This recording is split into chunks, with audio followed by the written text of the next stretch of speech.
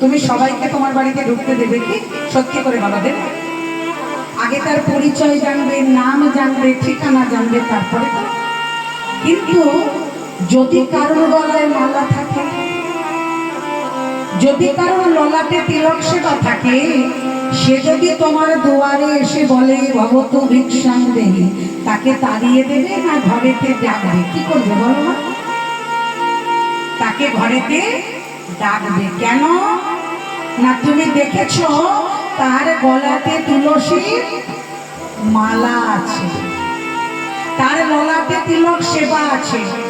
তাহলে যতটা খারাপ হোক, যে গলায় মালা পরে, যে ললাটে তিলক সেবা করে, সে অতটা খারাপও নয়, তাকে বাড়িতে বসতে দেওয়া যায়।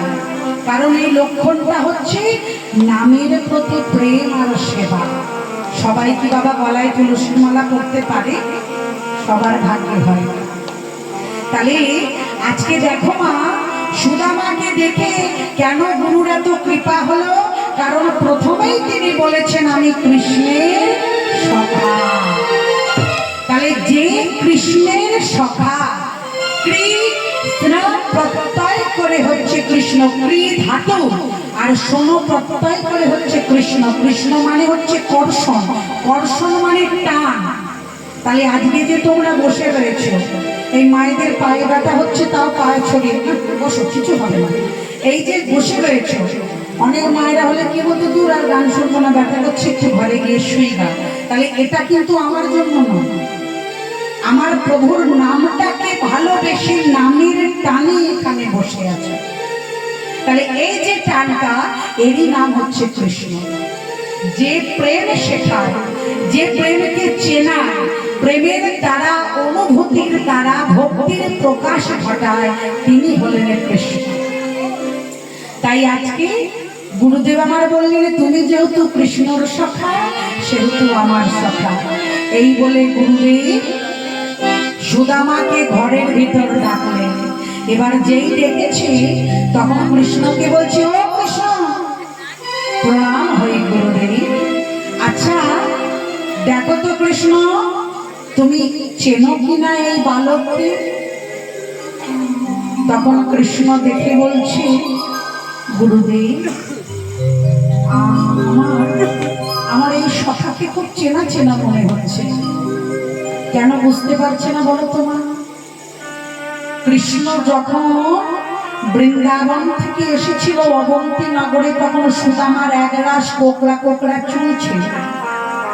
কিন্তু আজ যখন সুদামা কৃষ্ণের কাছে এসেছে, তার মস্তক মুন্ডন করা। কেন না? তার মা দেহ দেখেছে।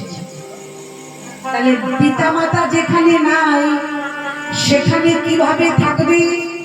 তাই সুদামাকে তার মা বলেছিল, সারা জীবন কোনোদিন বন্ধুত্বের হাত ছাড়বে না। তাই আজকে সুদামা ছুটে ছুটে এসেছে কোথায় না? কৃষ্ণের কাছে। এইবার কৃষ্ণ তখন সুদামাকে বলছে, সুদামা, ওরে ও সুদামা, আমি যখন তোকে দেখলাম, তখন তোর একরাশ কোকড়া কোকড়া কেশ। এমন তোর কি হলো ভাই, যে তুই এমন ভাবে মস্তক মুন্ডন করে এসেছিস? তখন কানাই বলছি, বল বল সুদামা বল। সুদামা বলছি, শুনবি ভাই, মাকে বলেছিলাম, মা তুমি আমায় এই আশীর্বাদ করো, যেন আমার কৃষ্ণ সখার সঙ্গে বন্ধুত্ব চিরকাল অটুট থাকে, আমি যেন কৃষ্ণ সঙ্গ করতে পারি। তাই মা আমাকে আশীর্বাদ করে দেহ রেখেছে। তাই আমি মায়ের সমস্ত কর্ম আদি সেরে আমি তোর কাছে ছুটে এসেছি বাবা। কানাই বলে উঠল, গুরুদেব, যে মা বাবাকে হারিয়ে আমার মতো সখার কাছে এসেছি, গুরুদেব তুমি তুমি আমার সখাকে একবার তোমার চরণে আশ্রয় দাও গুরুদেব। বেশ। কাশীর অবন্তী নগরে সন্দীপন মুনি সুদামাকে আশ্রয় দিলেন। এইবার সুদামাকে আশ্রয় দেবার পর প্রত্যেক দিন সুদামার কৃষ্ণের বন্ধুত্ব গাঢ় হতে থাকে। ভক্তের অধীন ভগবান, ভক্ত ছাড়া ভগবান থাকতে পারে না। তাই না? ভগবানকে সেবা দিতে হলে কিভাবে সেবা দেবে? ভগবানকে সেবা দিতে হলে কিভাবে সেবা দিতে হবে? বাজার থেকে দামি ফল কিনলে ভগবানের সেবা হয় না। বাজার থেকে তুমি সুগন্ধি পুষ্প কিনে আনলে তাতে ভগবানের সেবা হয় না। ভগবান বলছে যদি আমাকে সেবা দিতে হয়, তুলসী জলবেন মাত্রেণ জলস্য চুলকেন বা বিক্রীড়ি পুষ্পং মদমানং ভক্তব্য ভক্তবৎসল। যদি কোন ভক্ত আমায় মুখ তুলসী আর নয়ন গঙ্গা জল দিয়ে বলে, হে গোবিন্দ আমি তোমার হলাম, আমি যে চিরতরে তার কাছে ঋণী হয়ে যায়। তাই মামা বাজার থেকে দামি পুষ্প দিয়ে নয়, এই মন ফুল আর দুটি নয়নের বাড়ি দিয়ে একবার গোবিন্দ চরণকে স্মরণ করতে হবে। এই যে যারা বাবা গলায় মালা পরেছি, এই মালা পরার দরকার কি? কি কারণে মালা পরবেন? মালার প্রয়োজনীয়তাটা কি? মালা কাকে বলে? মালা তো সবাই করতে পারে না বাবা। মা শব্দে হচ্ছে উৎপত্তি, আর লা শব্দে হচ্ছে অভিষ্ট। যেখানে অভিষ্ট ইষ্ট দেবতার উৎপত্তির সঞ্চার ঘটে তার নাম হচ্ছে মালা। এবারে মাগো, মালা ধারণ করতে গেলে আগে আশ্রয় ঘর করতে হবে। তা দেখেছেন তো বাবা, অনেকে মালা জপে, অনেকে মালা জপে। তা যারা মালা জপে মহাজনরা তাদের কি বলে জানো? মালা জপে শালা দেখো পরে জপে ভাই, মালা জপে শালা দেখো পরে ভাই, মালা জপে শালা দেখো পরে জপে ভাই, মালা জপে শালা দেখো পরে জপে ভাই, মালা জপে মনে মনে বলে হারি যায়, মালা জপে মনে মনে বলে হারি যায়, বলে হারি যায়, বলে হারি যায়।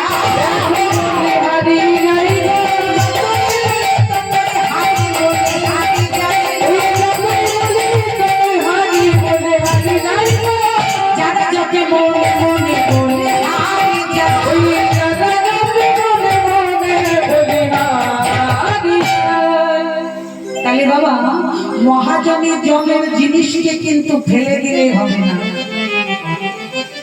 আসলে দাঁড়িয়ে যখন বলছি মালা জপে শালা কর জপে ভাই, যারা জপে মনে মনে তাদেরকে হরিমা আসলে বলি হয়। তাহলে অনেকে প্রশ্ন করতে পারো যে হ্যাঁ গো দিদি, হ্যাঁ গো মা, এই তুমি আসলে দাঁড়িয়ে শালা বলছো, শালা তো একটা গালি। আমাদের বাঙালি ভাষায় শালা কিন্তু একটা গালি। তাহলে তুমি আসরে দাঁড়িয়ে বলছো মালা জপে শালা, তাহলে গালাগালি দিলে কেন? এবার আমি একটু বাবাদের কাছে আসবো। আচ্ছা বাবারা বলুন তো, আগেকার দিনে এখন যেমন আমরা বলি স্কুল, বিদ্যালয়, আপনারা যে সময় পড়াশোনা করেছিলেন সেই সময় কি বলা হতো? কি বলা হতো সেই সময়? বিদ্যালয়কে কি বলা হতো? হ্যাঁ, কি বলা হতো? একটু জোর করে বলবা।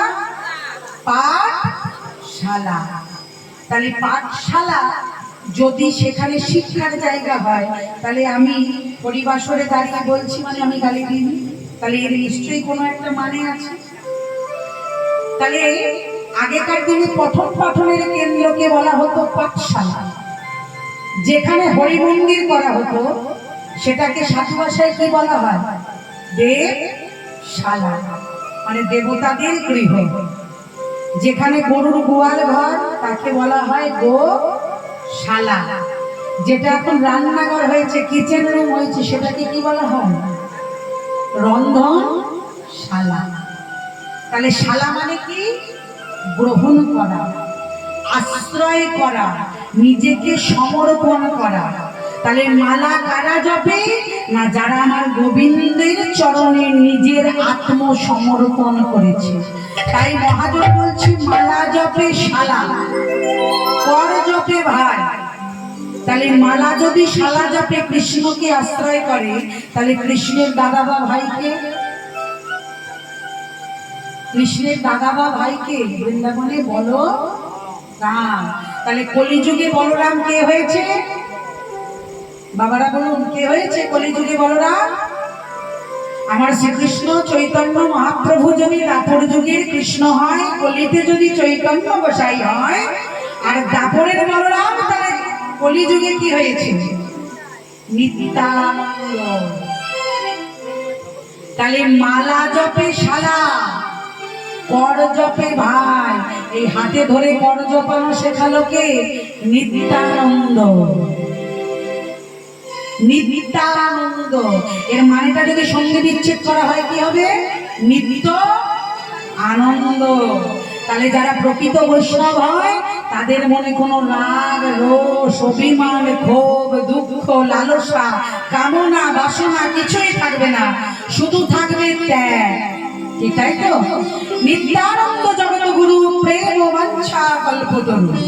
তাহলে নিত্যানন্দ হচ্ছে জগৎগুরু, আমার গৌর সুন্দর হচ্ছে প্রেম বাঞ্ছা কল্পতরু। তাহলে নিতাই কি করলেন? মালা শালা জপছে, কর জপালো ভাই।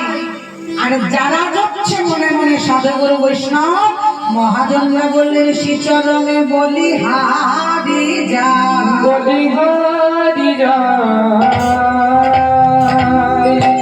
তাহলে যারা গোবিন্দকে ভালোবাসে, যারা গোবিন্দ কৃপা লাভ করেছে, তাদেরকে কিন্তু জগৎও ভালোবাসে। তাই দেখতে দেখতে অনেক দিন পেরিয়ে গেল। এবার পেরিয়ে যাওয়ার পর কৃষ্ণ সুদামা একই জায়গায় রয়েছে। এইবার কৃষ্ণ একদিন সুদামাকে বলছে, ভাই চল, আজ আমরা সকলে মিলে বনে কাঠ কুড়োতে যাব। কারণ আজকে রন্ধনশালায় রান্না করবার মতো, চুলায় আগুন দেবার মতো কাষ্ঠ নাই। তাই চল আমরা দুজনা মিলে কাঠ কুড়িয়ে নিয়ে আসি। এইবার দুজনা মিলে কাঠ কুড়োতে গেছে। এবার কাঠ কুড়োতে যাচ্ছে, আর বদনে গাইছে মধুমাখা হরিনাম। কেমন করে গাইছে? বলরে বদন একবার মধুমাখা কৃষ্ণ নাম। তো আমরা সকলে মিলে একবার গাইব সেই গানটা। বলে রে বাবা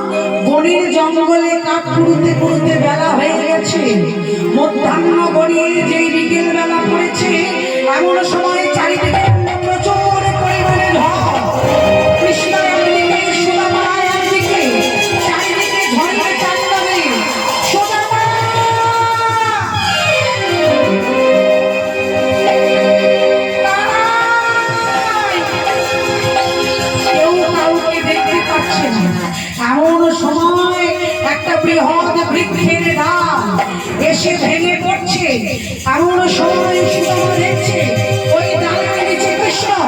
সুদামা ছুটতে ছুটতে গিয়ে কৃষ্ণকে সরে গেল।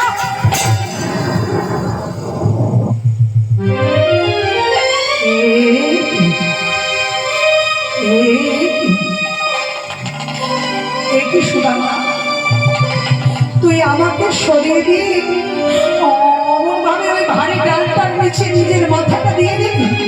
তোর যদি কিছু হয়ে যেত।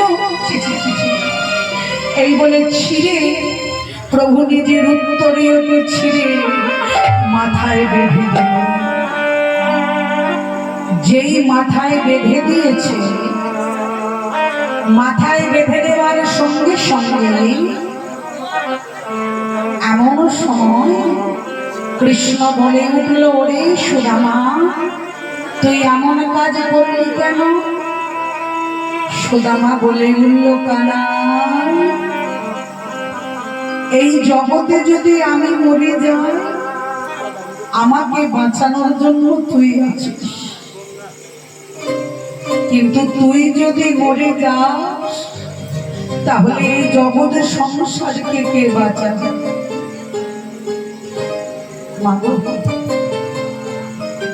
এই লীলা কীর্তন হচ্ছে অমূল্য সম্পদ।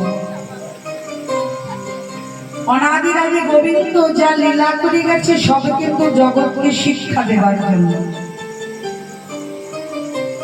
আমরা অনেকে লীলা শুনতে শুনতে মনোভ্রষ্ট হয়ে যাই, ওদিকে আমাদের মানসিকতা চলে যায়। কিন্তু একবার বাস্তবে ভেবে দেখো তো মা,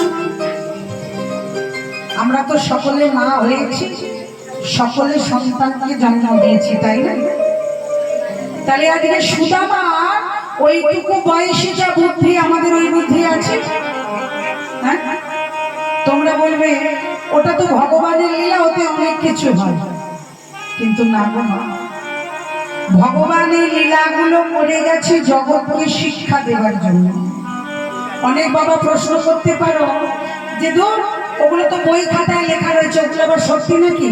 ওগুলো হয় নাই, ওগুলো লেখাই হয়েছে, যারা কীর্তন করে তারা পড়ে পড়ে মানুষকে বুঝিয়ে বুঝিয়ে।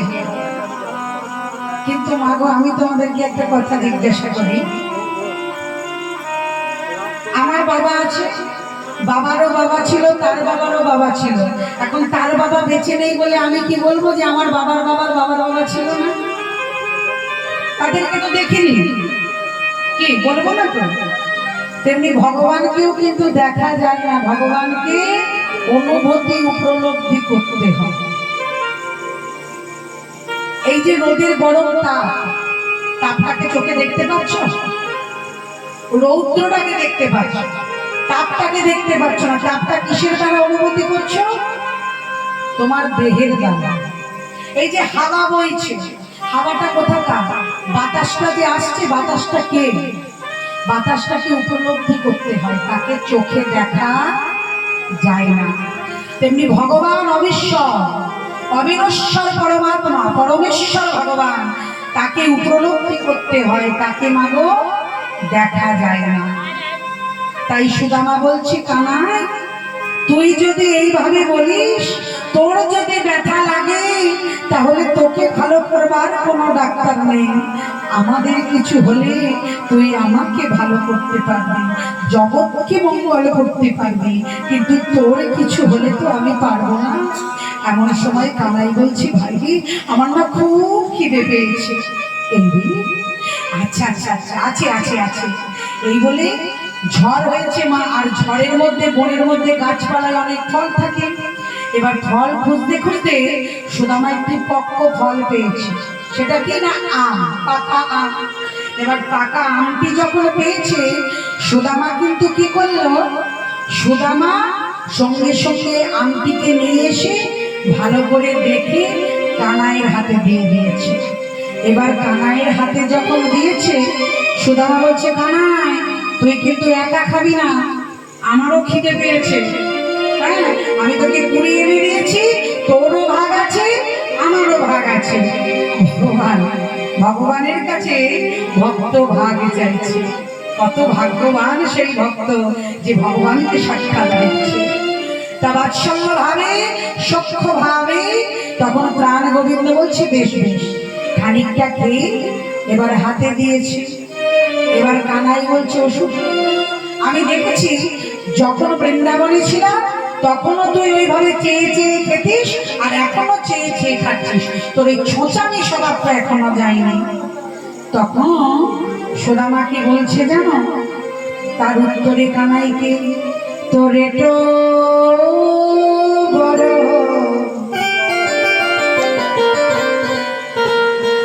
ভালো লাগে, মিঠো লাগে, সুধা লাগে, ভাই রে কানা।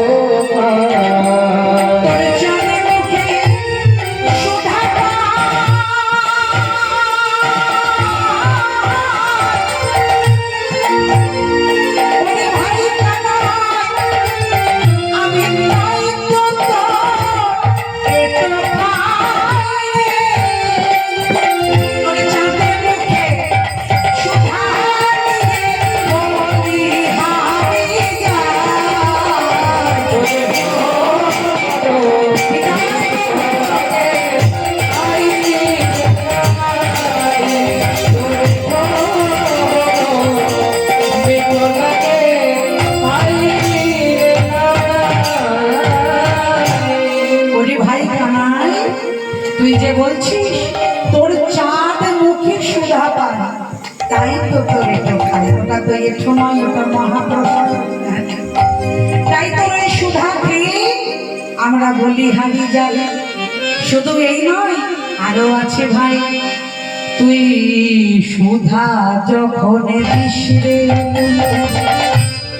আমার মুখ করে, তোর চাঁদে মুখ দেখিয়া মনে অনেক সুধা ছড়ে।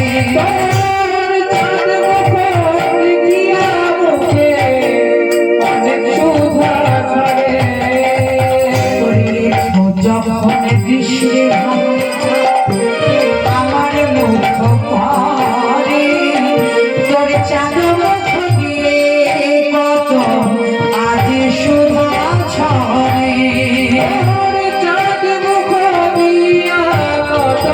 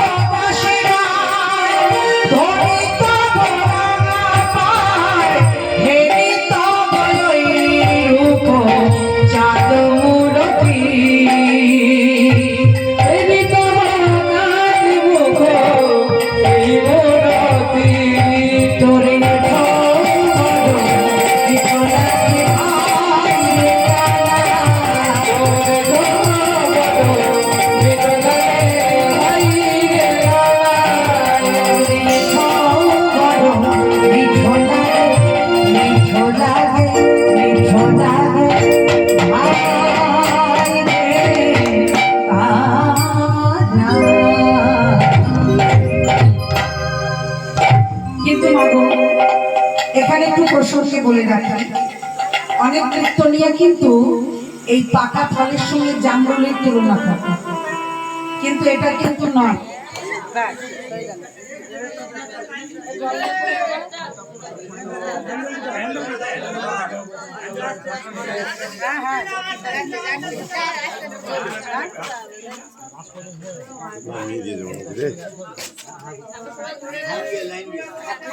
Mañana.